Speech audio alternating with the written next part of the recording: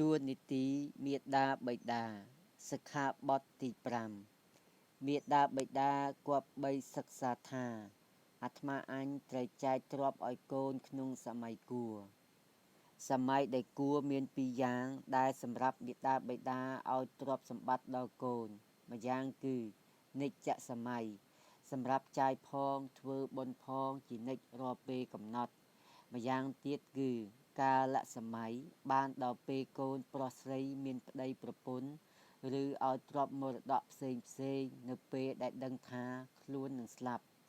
សូមកូនប្រុសស្រីកុំភ្លេចថាជើងដៃសាច់សរសៃឈាមឆ្អឹងឆ្អែងរួមទាំងជីវិតកំពុងរស់នៅនេះគឺជាមរតកសម្បត្តិដែលមាតាបិតាបានចែកឲ្យ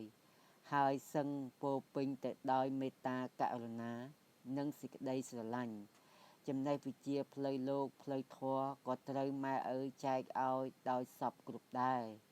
សូមឲ្យកូនកាត់បន្ថយនៅតណ្ហាដែលត្រូវការសម្បត្តិទ្រព្យច្រើនអំពីម៉ែឪទៅ